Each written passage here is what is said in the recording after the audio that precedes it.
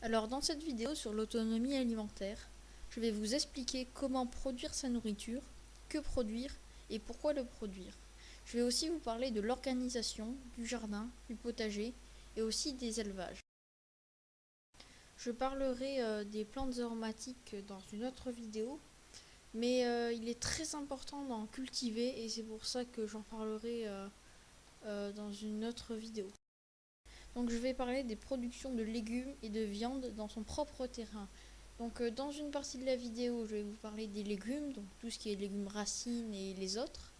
Et dans une autre partie, je vais vous parler de l'élevage, donc toutes les viandes qu'on peut produire presque gratuitement ou quasiment gratuitement.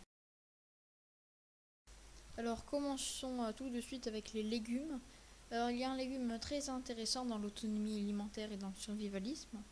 C'est la pomme de terre car elle est très productive, très facile à cultiver, très bonne pour la santé ou encore très facile à cuisiner et se conserve très longtemps en cave et très bien. Par contre, il faut avoir quelques techniques face aux maladies car elles sont assez sensibles aux maladies et aux bactéries. Du coup, en fait, on va les planter en ligne, espacées d'à peu près 70 cm. Puis ensuite, on va faire des buts contre les tiges des pommes de terre, pouvoir les consolider contre le vent et éviter qu'elles ne cassent et que les feuilles ne cassent, ce qui pourrait engendrer des maladies. Alors il y a d'autres légumes très intéressants dans l'autonomie alimentaire, comme par exemple les courges, les courgettes de la famille des cucurbitacées, qui sont très intéressantes, presque autant que les pommes de terre, peut-être un peu moins, mais elles ont à peu près les mêmes caractéristiques.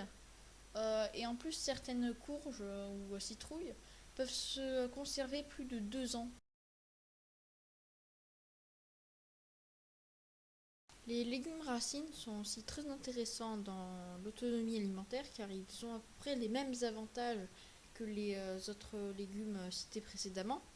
Et en plus, ils sont très bons. Donc, par exemple, les carottes, les betteraves et les navets sont de très bons légumes racines et se conservent très longtemps. Sinon aussi les radis noirs sont aussi très intéressants. Mais par contre les radis normaux se conservent moins longtemps.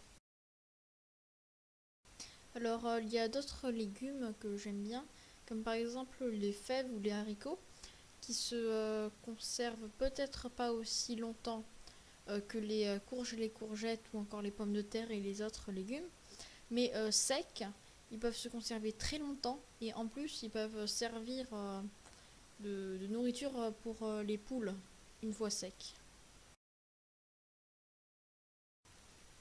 Alors commençons tout de suite avec un animal assez intéressant dans l'autonomie alimentaire, car donc c'est le lapin qui va nous produire beaucoup de viande. Il est très productif, donc ce que je veux dire par là, c'est qu'il va se produire très rapidement et très facilement, c'est-à-dire qu'il va produire beaucoup de lapro en peu de temps et ils vont pouvoir se développer rapidement. Donc il est très productif, très facile à nourrir et assez facile à élever. Par contre, l'abattage est assez difficile, le dépeçage aussi, mais bon après il faut avoir la technique. Par contre, et il est aussi assez sensible aux maladies. Voilà. Et donc, comme je disais tout à l'heure, il est intéressant dans l'autonomie, car il va aussi pouvoir nous produire de la peau, donc pour par exemple construire des vêtements ou quoi que ce soit. Donc pour la nourriture, alors les lapins sont assez simples à nourrir car ils peuvent manger principalement du foin. Donc pour récolter du foin c'est simple, hein. Il suffit d'abandonner une partie de son jardin. Ensuite il y a des herbes de prairie qui vont pousser naturellement. Et si on n'a pas trop de ronces et tout ça, on pourrait avoir des herbes assez hautes qui vont pousser. Et ces herbes pourront être récoltées comme foin. Et ensuite, pour le conserver toute l'année, alors là, il faudra le faire sécher par terre et ensuite le récolter et le conserver dans un garage, par exemple. Et sinon, Les betteraves sont aussi très intéressantes pour être données aux lapins, car elles se conservent facilement. Et tout comme les carottes, les betteraves sont très appréciées des lapins.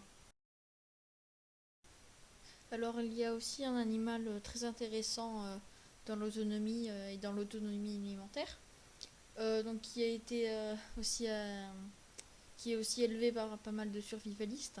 C'est évidemment la poule qui a pas mal d'avantages et un peu d'inconvénients quand même par rapport au lapin. Alors les avantages par rapport au lapin, c'est qu'elles vont produire des œufs, à peu près 200 œufs par an, donc principalement, enfin, ils ne vont pas en produire pendant l'hiver, c'est un peu le désavantage. Par contre, elles vont aussi produire de la viande, donc ce qui est un avantage. Et en plus de produire de la viande en plus des œufs, elles sont aussi moins sensibles aux maladies que les lapins, ce qui est un avantage certain.